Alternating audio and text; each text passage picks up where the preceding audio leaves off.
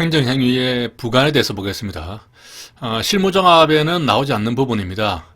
작년에 경찰 간부 시험에 이 문제가 나왔었는데 일반적으로 우리 경찰학 범위에는 부관이 잘 안 나왔었죠. 하지만 작년에 나왔기 때문에 뭐 또 나올 수 있다 보고 이 부관의 개념에 대해서는 우리 채용 대비하시는 분들은 기본적인 개념은 잘 알아두셔야 되겠습니다. 종래의 다소설은 행정행위 효과를 제한하기 위해서 주된 의사표시에 붙여진 종된 의사표시입니다. 행정청에서 어떤 주된 행위를 할 때 거기에 부과되는 종된 의사표시라는 뜻이죠. 새로운 견해는 행정행위 효과를 제한하는 것뿐만 아니라 요건을 보충하거나 특별한 의무를 부과하는 것으로 그렇게 보고 있습니다. 구별해야 되는 개념은 법정 부관이라는 것이 있는데 이것은 법이 직접적으로 어떤 행정행위의 조건이나 기한을 정하는 것이죠. 원칙적으로 부관이라고 하는 것은 행정청이 그 재량행위에 대해서 조건이나 기한을 정하는 것인데 법에서 바로 정해버리니까 이러한 것들은 원칙적으로 부관의 개념에 속하지 않습니다. 그리고 행정행위 자체의 내용사항을 제한하는 것, 원래 그 주된 의사표시에 부과되는 종된 의사표시인데 행정행위 그 주된 의사표시 그 자체를 제한하는 것이기 때문에 이것 또한 부관이 아닌 것으로 그렇게 보고 있습니다.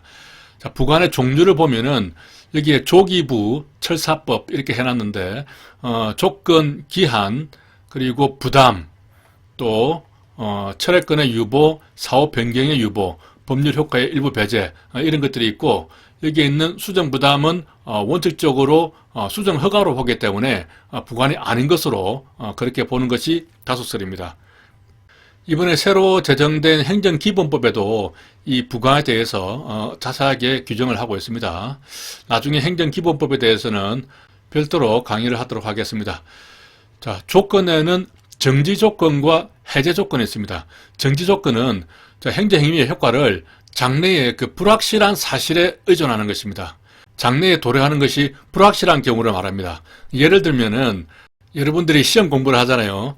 그래서 경찰 시험에 합격을 하면은 자동차를 주겠다라고 아버지가 이야기를 했다면은 시험에 합격을 할지 여부는 불확실한 사실입니다. 그러한 불확실한 사실에 의존해서 장래에 어떤 효과가 발생하는 것을 말하는 것이죠. 이게 해제 조건은 먼저 행정행위의 효과가 발생을 합니다. 하지만은 장래에 어떤 불확실한 사실이 발생을 하면 그 먼저 주었던 행정행위가 소멸하는 겁니다. 예를 들면 먼저 공유수면 매립 면허를 주는 겁니다. 면허를 먼저 주는 것이죠. 하지만은 일정한 기간 내에 공사에 착수를 할 것을 조건을 합니다. 만약에 일정 기간 내에 착수를 하지 않는다면은 이 면허는 소멸을 하게 되는 것이죠. 다시 말하면 자동차를 먼저 주는 겁니다. 그런데 시험에 불합격하면 자동차를 반납해라 하는 그런 예시가 되는 것이죠. 아무튼 이 조건이라는 것은 장래에 도래를 할지 안 할지가 불확실한 경우를 말합니다. 그런데 기한은 장래에 도래하는 것이 확실합니다. 다만 그 도래하는 시기가 확실한 경우에는 확정기한이라고 하고 시기가 불확실한 것은 불확정기한이라고 하는 겁니다. 예를 들면은 내가 죽으면은 내가 쓰던 차를 내가 타라 이렇게 얘기를 한다면은 내가 언젠가는 사망을 하겠죠. 죽는 것은 분명합니다. 장래에 도래하는 것이 확실하죠. 하지만은 언제 죽을지 모르잖아요. 그러니까 시기가 확실하지 않은 경우죠. 그런 경우를 이제 불확정기한이라고 하는 겁니다. 다음 부담을 보면은 행정행위의 상대방에게 자기 부작위, 급부등 의무를 부과하는 부관인데 주로 이제 수익적인 행정행위에 붙여집니다. 예시를 보면은 공장 건축 허가를 하면서 근로자들의 정기 건강 진단 의무를 부과하는 이런 것들이 되겠습니다. 이러한 부담은 다른 부관하고 다르게 주된 행정행위하고 분리가 가능합니다. 그래서 독립해서 별도로 소송 제기가 가능한 것이죠. 원칙적으로 주된 행정행위와 부관은 분리가 안 되는 것인데 이 부담에 대해서는 분리가 가능해서 그 부담에 대해서만 별도로 소송 제기도 가능하다는 것이죠. 그래서 분리가 가능하다는 의미에서 부담은 떨쳐내자 이렇게 암기할 수 있겠죠. 이게 이제 작년에 경관시험에 나왔던 것이죠. 다만 부담도 부관이기 때문에 정도성이 있죠. 그래서 주된 행정행위가 아무리 효력을 발생하지 않는다면은 부담도 효력이 없게 되겠습니다. 자, 조건하고 부담이 좀 비슷한데 구별을 한다면은 효력 발생은 정지 조건부 행정행위는 조건이 성취가 되면은 행정행위가 그때 발생이 되는 것이잖아요. 하지만 부담은 처음부터 효력이 발생합니다. 또 효력이 소멸하는 경우도 여기 오타가 났습니다. 해제 조건부 행정행위 같은 경우는 어떤 조건이 성취가 되면은 그때부터 효력이 소멸하죠. 하지만은 부담은 그러한 상황이 발생이 됐을 때 그때 행정청이 별도로 철회라는 이러한 행정처분을 함으로써 효력이 소멸하게 되는 것입니다. 강제집행에 있어서 조건은 독자적인 강제집행의 대상이 안 되지만은 부담은 분리가 가능하기 때문에 부담만 독립해서 강제집행의 대상이 될 수가 있고, 쟁송도 마찬가지겠죠. 분리가 가능하고 독립적이기 때문에 별도로 그것만 떼내가지고 쟁송의 대상이 된다고 볼 수 있습니다. 자, 이것도 시험에 나왔던 부분이죠. 부담하고 정지 조건의 구별이 불분명한 경우에는 최소 침해 원칙에 따라서 부담으로 봐야 한다 하는 것입니다. 철회권의 유보는 일정한 사유가 발생하면 그것을 철회할 수 있는 권한을 가지고 있는 것이죠. 자, 위에서 아까 설명했듯이 해제 조건은 일정한 사실이 발생을 해버리면 당연히 행정행위의 효력이 소멸하지만은 철회권을 유보하고 있는 경우는 어떤 사실이 발생했다고 하더라도 별도로 의사표시를 해야 됩니다. 다음으로 사후 변경의 유보라는 것이 있는데, 사후에 어떤 사정 변경이 생겨서 부관을 새롭게 부과를 하든지 아니면 이미 부과된 부관이 있다면 그 내용을 변경할 수 있는 그러한 권한을 가지는 것인데, 철회권 유보의 일종으로 보는 견해도 있지만 다수설은 부관으로 보고 있습니다. 자, 사후 변경의 유보는 우리 새로 제정된 행정기본법에도 규정이 되어 있습니다. 법률 효과의 일부 배제, 주된 행정행위에 법령이 부여하고 있는 법적 효과를 일부 배제하는 것이죠. 도로 점령 허가를 주면서 야간에 한정해서 주는 경우, 이런 경우가 될 수 있겠습니다. 여기에 대해서도 견해의 대립이 있지만은 판례는 일단 인정을 하고 있습니다. 자, 수정 부담은 새로운 의무를 부과하는 것이 아니라 상대방이 신청한 것하고 다르게 행정행위 내용을 정하는 것입니다. 예를 들면은 갑이라는 사람이 A국에서 수입 허가를 받겠다라고 신청을 했는데 행정청에서 B국의 수입 허가를 내주는 겁니다. 내용이 달라져 버렸죠. 이런 경우는 주된 행정행위의 효과를 제한하는 것이 아니죠. 오히려 내용을 바꿔버리는 것이죠. 그래서 부관이 아니라고 보는 것입니다. 이것은 새로운 수정 허가로 보는 것이 다수설의 입장입니다.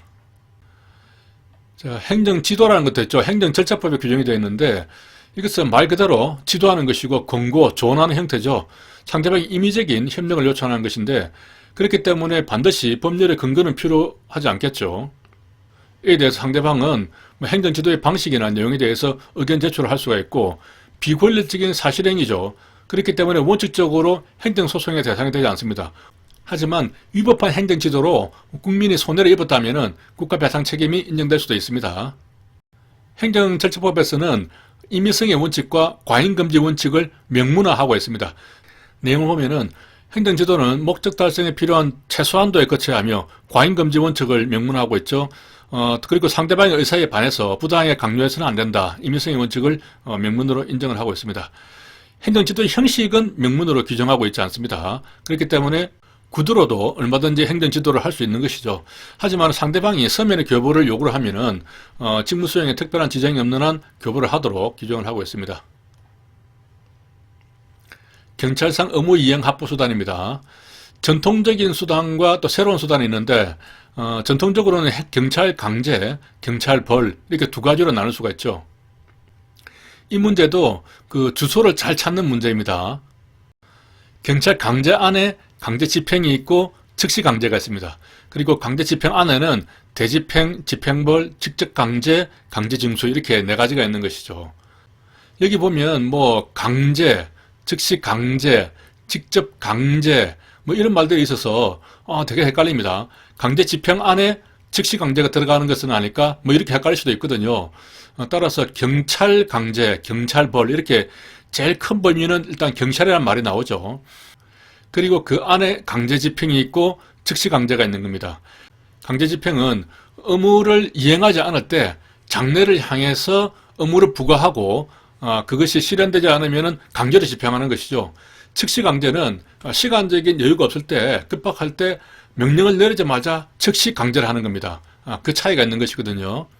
여기서는 기본적으로 이 강제 집행과 강제 집행의 내용만 암기를 합니다. 두 문자를 따면은 강집이죠. 강집, 대집, 직강이 되겠습니다. 의미는 강집은 강시집입니다. 강시집이 대집이어서 집이 넓다는 의미죠. 인강이 아니라 직강을 할 수 있다. 그런 이야기입니다. 밑에 그림 보면 나오죠. 지금 강뭐뭐 되어 있죠. 강시집입니다. 강집이 대집입니다. 대집이어서 인강을 안 하고 지금 아이들 모아놓고 직강을 하고 있죠. 이렇게 강제 집행만 기본적으로 암기를 하면 여기에 포함되지 않는 즉시강제는 구별을 할 수 있게 되는 것이죠. 경찰벌에는 이제 형벌과 질서벌, 질서벌은 과태료가 있죠. 새로운 수단은 이제 여기에 나오지 않은 것들, 이런 것들이 새로운 수단이 되겠습니다. 여기 보면은 이제 직접적인 이행 합보 수단과 간접적인 이행 합보 수단 이렇게 또 구분을 하고 있거든요. 직접적인 것은 강제 집행, 즉시 강제인데 간접적인 것을 보면은 어떤 벌을 부과하는 겁니다. 직접적으로 이행을 시키는 것이 아니고 벌을 부과하는 것이죠. 그래서 위반 행위에 대한 경찰벌 혹은 이제 집행벌은 이행강제금이라고 하는데 이것을 안 하면은 계속 이행강제금을 물리겠다 뭐 이런 것이죠. 그렇기 때문에 직접적으로 이행을 확보하는 것이 아니고 간접적으로 확보하는 것입니다. 강제 집행 중에서는 이제 집행벌을 빼고는 나머지가 다 직접적인 수단이 되고 즉시강제는 뭐 당연히 직접적인 수단이 되겠죠. 그리고 새로운 의무 이행 합보 수단도 모두 간접적인 수단이 되겠습니다. 자, 위에 한번 다시 보겠습니다. 자, 뭐 과징금, 뭐 돈을 부과하는 것이죠. 그리고 가상권을 물린다든지 명단을 공개한다든지 뭐 수익적 행정행위를 취소나 철회를 하겠다. 취업을 못하게 한다든지 더 이상 공급을 안 해주겠다. 관허 사업을 제한시킨다든가 뭐 국외 이행을 제한한다든지 이렇게 간접적으로 이행을 하도록 하는 것이죠. 다시 아래 내려가서 보면은 구체적으로 보겠습니다. 자, 경찰 강제.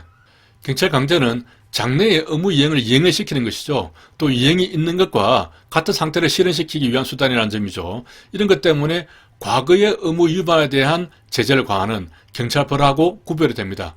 자, 장래를 향한 수단은 경찰 강제고 과거의 의무 위반에 대해서는 벌을 주는 것이죠. 경찰벌. 이렇게 가장 큰 개념에서 경찰이 먼저 나오죠.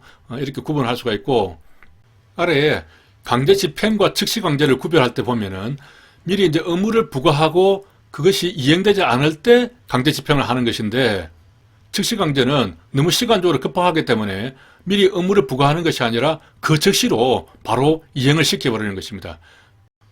따라서 미리 의무를 부과하느냐 안 하느냐 그 차이로 구별할 수 있는 것이죠. 자, 수단을 보겠습니다.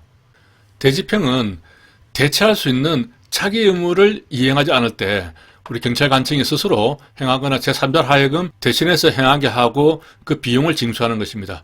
그래서 대작이 되는 것이죠. 원래 대집행이라는 것이 대신해서 집행하는 것이잖아요. 그러니까 당연히 대체할 수 있는 그런 행위라 해야 되는 것이죠. 그리고 대신해서 해야 되는 것이니까 자기 의무가 되는 것입니다. 일단 암기를 하면은 여기서 대라는 말이 나오니까 대작 이렇게 암기를 할 수 있습니다. 자, 절차를 보면은 대집행을 개고하고 대집행 영장에 의한 통제를 하고 실행한 다음에 비용을 징수하는 것이죠. 개통 실비가 되겠습니다. 어떤 개통을 밟아서 실비를 정산한다 그런 의미가 되겠죠. 자, 이동명령에 불응하는 불법 주차를 견인을 했다. 그러면 나중에 견인된 차를 받으러 가면은 그 견인료까지 다 지불을 해야 되거든요. 그러니까 비용 징수가 되는 것이죠. 무허가 건물도 철거를 하게 되면은 나중에 그 철거 비용까지 다 징수를 합니다. 집행벌은 이행강제금이라고 합니다. 원칙적으로 대체할 수 없는 비대체 자기 또는 어떤 것을 하지 말라고 하는 부작에 대해서 과하는 금전적인 부담인데 판례는 비대체 자기 의무뿐만 아니라 대체할 수 있는 대체 자기 의무에 대해서도 이 집행벌을 부과할 수 있다라고 그렇게 판결하고 있습니다. 예를 들면은 행정청에서 무허가 건물 철거를 대집행하기 전에 먼저 이행강제금을 물릴 수도 있잖아요. 언제까지 건물을 철거하지 않으면은 이행강제금을 물리다가 나중에 대집행이 들어갈 수도 있습니다. 여기 판례를 제가 좀 메모를 했는데요. 자, 4번 항목에 제가 좀 넣었으면 좋겠습니다. 자, 대체 자기 의무에 대해서도 집행벌을 부과할 수 있으며 행정청은 대집행과 이행강제금을 선택적으로 활용할 수 있다는 것이 판례 입장입니다. 그러니까 어떤 사건에 대해서 행정청은 대집행위로 갈 수도 있고 혹은 이행강제금으로 가도 된다는 것이죠. 이것이 대체 자기 의무에 대해서는 대집행으로 하고 비대체 자기 의무에 대해서는 이행강제금으로 가고 이렇게 서로 분리되는 그런 내용이 아니라는 겁니다. 그렇게 본다면은 이제 집행벌인 경우에는 뭐 자기든 부자기든 모든 행위에 대해서 다 부과를 할 수 있는 것이죠. 그리고 이 이행강제금은 반복적으로 할 수 있습니다. 언제까지 건물을 철거하라고 했는데 하지 않으면은 이행강제금을 물리는 겁니다. 또 언제까지 철거하지 않으면은 뭐 이행강제금을 물리겠다 이런 식으로 보통 1년에 한 2번 정도 물린다고 해요. 이런 식으로 이제 간접적이고 심리적인 압박을 하는 것이죠. 절대 직접적인 것은 아니고 집행벌은 장래의 어떤 의무 이행을 위한 그러한 강제 집행이고 경찰벌이라는 것은 과거에 위반한 것에 대한 제재를 가하는 것이죠. 그래서 과거와 장래 이렇게 구분되는 서로 성질이 다른 것이기 때문에 병가를 할 수가 있습니다. 직접 강제는 모든 불이행 의무에 대해서 할 수 있습니다. 집행벌도 자기 부자기 다 할 수 있었죠. 직접 강제도 자기 부자기 다 할 수 있습니다. 직접적으로 강제를 하기 때문에 가장 강력한 최후의 수단이 되는 것이죠. 따라서 이 대집행이라든가 집행벌로도 안 되는 그러한 경우에 최후의 수단으로서 직접적으로 강제를 하는 것입니다. 예시를 보면은 외국인을 강제로 퇴거를 시킨다든지 집회 시에 있어서 해산 명령을 한 다음에 안 하면 강제로 해산을 시키죠. 그리고 불법 영업 같은 경우에도 강제로 영업소 폐쇄를 시킬 수가 있습니다. 여기에 나오는 예시들은 서로 잘 구별을 해야 됩니다. 대집행은 뭐 견인하는 것, 무허가 건물 철거하는 것 이런 것들이고 직접 강제는 이런 것들이다 하는 것들을 지문에 나오면은 서로 구별을 할 수가 있어야 됩니다. 이게 시험에 나오면 조금 헷갈리는데 대집행은 대신 집행을 한 다음에 사후에 비용 징수를 하거든요. 그렇지만 직접 강제는 우리 행정청이 직접 행위를 해버리고 비용 징수하는 절차가 없습니다. 뭐 강제 퇴거시키고 난 다음에 돈을 따로 받는 거 없잖아요. 강제 해산 폐쇄 마찬가지입니다. 하지만은 뭐 견인을 했다거나 대신해서 대집행 철거를 했다면은 나중에 비용 징수가 들어가거든요. 자, 강제 징수는 금전권법 의무를 이행하지 않은 경우겠죠. 일반법으로 국세징수법이 있는 것이죠. 이것도 국세기본법 이렇게 틀린 지문이 나올 수가 있습니다. 여기도 절차가 있는데 먼저 독촉을 하고 체납처분을 합니다. 체납처분은 압류해서 매각을 하는 거죠. 팔고 난 다음에 그 수익금 가지고 이제 청산을 하게 됩니다. 이렇게 해서 절차가 완료가 되는데 그렇게 하지 못하는 경우에는 체납 절차를 중지를 하게 되겠죠. 중지를 하고 결손 처분을 합니다. 결손 처분한다는 것은 이 행정청이 그냥 손해를 보고 만다는 것이죠. 더 이상 돈을 받을 수 없는 상황이 되면은 결손 처분으로 들어갑니다. 즉시 강제를 보겠습니다. 자, 목전에 급박한 장애를 제거하기 위해서 미리 의무를 명할 시간적 여유가 없거나 성질상 의무를 미리 명할 수 없는 경우에 즉시 국민의 신체재산을 실려 가하는 것이죠. 따라서 의무 불이행을 전제로 하지 않는다는 점에서 강제 집행하고 구별이 됩니다. 근거는 뭐 경지법 또 개별법으로 이런 법들이 있습니다. 자, 수단은 대인적 즉시 강제가 있고 대물적 대가택적 즉시 강제가 있는데요. 사람에 대해서 하는 것이 이제 대인적인데 감염병 환자를 적극적으로 강제 격리하는 것 이런 것들이 될 수가 있죠. 불신검문도 대인적 즉시 강제라는 입장과 또 임의적 수단이라는 그런 견해가 있습니다. 이것은 나중에 뒤에 경지법을 설명을 할 때 좀 자세하게 설명을 하도록 하겠습니다. 보호조치, 위험 발생 방지 조치, 범죄 예방 제지, 무기 사용 이런 것들 대부분이 될 수가 있죠. 대물적은 임시정치 같은 것이 될 수가 있겠죠. 대가택적은 이제 집에 들어가는 것이니까 위험 방지를 위한 가택 출입 이런 것들이 될 수가 있습니다. 자, 한계는 엄격한 법규의 근거가 필요하고 조례상의 한계로 급소 비보가 되겠습니다. 급박해야겠죠. 그리고 소극적인 목적에 한정해야 되고 비례와 보충성 원칙이 지켜져야 됩니다. 자, 영장주의와 관련해서 즉시 강제를 할 때 영장이 필요 없다는 설과 영장이 필요하다. 그리고 절충설이 있습니다. 절충설이 통설입니다. 즉시 강제는 급박하게 이루어지기 때문에 어떻게 영장을 받아서 할 수가 있느냐. 영장을 받으려면은 우리 경찰 같으면 검사에 신청을 해야 되고 검사가 또 판사에 청구를 해서 그렇게 영장을 받는 것인데 그게 뭐 보통 하루 이틀 걸리잖아요. 그러면은 즉시 강제는 바로 해야 되는데 영장주의 원칙을 적용할 수 없다는 입장이고 그래도 헌법상에 영장 제도가 규정되어 있기 때문에 즉시강제에도 원칙적으로 적용돼야 된다 하는 입장이 필요성이 되겠습니다. 절충설은 즉시강제에도 영장주의를 인정하는 것이 법 논리상으로는 맞지만은 즉시강제의 성질상 예외적으로 영장주의 배제가 가능하다 그렇게 보는 입장입니다. 그러니까 원칙적으로는 영장주의 인정하는 것이 맞다라고 보는 것이죠. 예외적으로 배제가 가능하다 하는 것이 절충설이 되겠습니다. 이것도 시험에 나왔거든요. 구제에 대해서 보면은 적법했다 하면은 손실보상이 가능하고 위법한 경우에는 행정쟁송을 통할 수도 있고 손해배상 또 정당방위도 가능하겠죠. 즉시강제는 권력적인 사실행위죠. 행정쟁송의 대상인 처분 등에는 포함이 됩니다. 그렇기 때문에 행정쟁송을 할 수는 있는 것이죠. 하지만은 단기간에 끝나버립니다. 그렇기 때문에 뒤에 행정소송을 한다고 하더라도 법률상 이익이 남아있지 않기 때문에 성질상 행정소송에 의한 구제는 적합하지 않다고 보는 겁니다. 그렇기 때문에 주로 손해배상에 의한 구제를 하겠죠. 경찰벌을 보겠습니다. 여기에 경찰형벌이라고 되는데 이건 잘못된 겁니다. 경찰벌입니다. 경찰벌 안에 경찰형벌과 질서벌 이렇게 나눠지죠. 경찰형벌은 우리 형법상에서 나오니까 그 부분은 빼고 적결심판부터 보겠습니다. 적결심판을 할 수 있는 경우는 피고인에게 20만 원 이하의 벌금가에 처할 수 있는 경우를 말하죠. 선고형 기준입니다. 통고처분을 할 수 있는 경범이라든가 또 교통위반에 대해서도 통고처분하는데 그때의 20만 원은 법정형이죠. 법률로서 20만 원 이하로 규정된 것에 한해서 통고처분을 할 수 있는 것이고 이 적결은 실제 법률상에는 더 높게 벌금이 규정되어 있다고 하더라도 선고형이 20만 원 이하 정도 될 것 같다고 하면은 우리가 적결 심판을 선고할 수 있는 것이죠.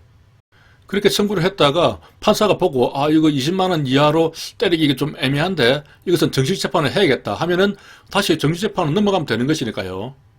판사가 적결심판 청구를 기각을 하게 되면은 서장은 검찰에 보내서 정식재판 절차로 들어가게 됩니다. 자, 정식재판 청구는 피고인은 적결을 고지를 받은 날부터 7일 내에 그 청구서를 서장에게 제출을 합니다. 여기서는 7일이 나오죠. 정식 재판을 받기 때문에 정식재판 받으러 나가죠. 그래서 이제 출정식, 치엿이 나오니까 7일이다. 이렇게 암기할 수 있습니다. 서장도 무죄라든가 이런 경우가 있으면 7일 내에 정식재판을 청구를 할 수가 있습니다.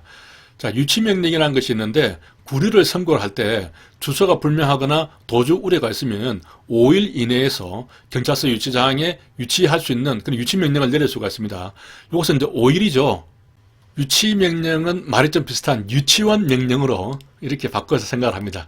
유치원에 갈 수 있는 나이가 만 5세까지입니다. 만 6세가 되면 초등학교 들어가야 됩니다. 그렇기 때문에 만 5세까지라는 데서 5일을 연상을 하시기 바랍니다. 통고처분은 준사법적인 행정처분이죠. 형사처분이 아닙니다.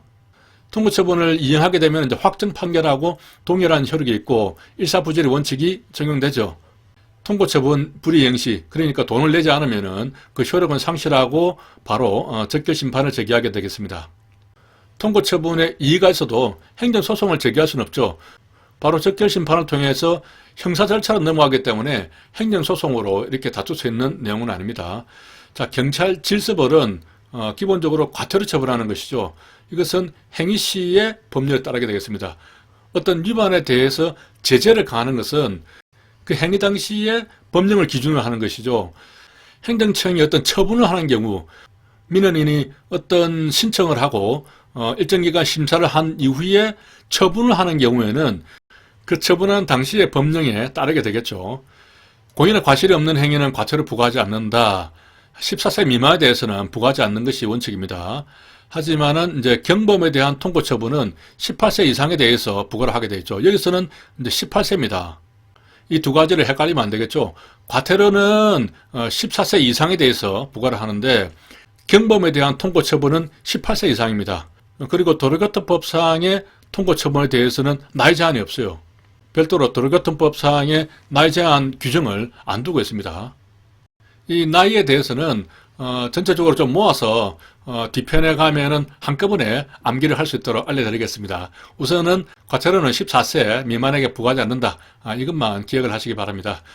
심신장애가 있는 사람에게는 과태료를 부과하지 않고 또 미약한 사람에게는 감경하는 규정도 있습니다. 두 사람 이상이 위반했으면 각자가 위반한 것으로 본다. 그리고 행위가 종료된 날부터 5년이 지나가면은 과태료를 부과하지 못합니다. 그리고 과태료가 확정이 되었다고 하더라도 5년 동안 징수를 하지 않으면은 시효가 소멸해 버립니다. 그래서 모두가 5년이죠. 그래서 과태료와 5년 묶어서 과오. 과오가 있으면은 더 이상 돈을 받지 못하게 되는 것이죠. 그렇게 암기를 할 수가 있겠습니다. 자, 10일 이상의 기간을 정해서 의견 제출 기회를 줘야 됩니다. 그리고 아래에 보면은 60일 이내에 서면으로 이의제기할 수 있습니다. 의견 제출은 10일, 이의제기는 60일이죠. 그래서 의견 제출 받는 것은 환영한다. 환영은 숫자법으로 10이 됩니다. 히읗은 1이고 0이니까 10이죠. 의견 제출은 환영하고, 자, 이의제기할 때 제기란 말이 나오죠.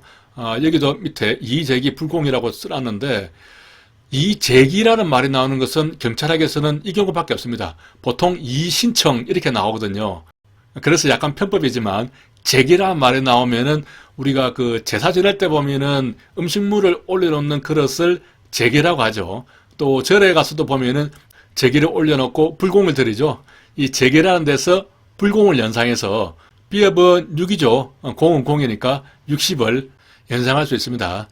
자, 이의제기를 하게 되면은 과태료 처분은 효력을 상실하게 되고, 이의제기를 받은 행정청은 제기를 받은 날부터 14일 이내에 법원에 통보를 해야 되는 것이죠. 그래서 법원에서 판단하게 됩니다. 과태료는 1년의 범위에서 징수유예가 가능합니다. 법에 규정이 되어 있죠. 이 법이 질서위반 행위 규제법이거든요. 자, 여기 법에는 1년 동안 징수유예를 할 수 있다고 규정이 되어 있는데, 그 법 시행령에는 기본적으로 9개월을 줍니다. 9개월 동안 징수유예 할 수 있다. 그렇게 해놓고 3개월을 더 연장할 수 있다. 이렇게 9+3으로 규정이 되어 있습니다. 이 내용이 이번 승진시험에 나왔죠. 1년이라는 것, 9, 3 이것들을 전체적으로 다 암기를 했어야 풀 수 있는 그런 어려운 문제가 나왔습니다. 징수유예는 어떤 경우에 할 수 있느냐? 사유가 되게 많죠. 이것을 다 암기하기는 어렵고, 제가 일단 두 문자를 만들었습니다. 한번 쭉 읽어보시고, 이 두 문자만 잘 기억을 하는 것으로 가볍게 넘어가도 될 것 같습니다. 자, 기차, 한의자, 재질 부실, 개장, 생사도 장담 못한다. 기차에 의자 한 개가 재질이 부실한 거예요. 그럼에도 불구하고 개장을 했습니다. 그 의자에 잘못 앉으면은 생사도 장담 못하는 것이죠. 자, 이렇게 쭉 두 문자가 있으니까 읽어보시고 요 내용만 기억을 하고 혹시라도 시험에 나오면 곤란할 수 있는 정도로 하면 될 것 같습니다. 여기 보면은 이제 동거 가족이 질병 등으로 1개월 이상 치료받는 경우죠. 요것도 숫자를 좀 바꿔가지고 이렇게 문제를 내는 경우도 있습니다.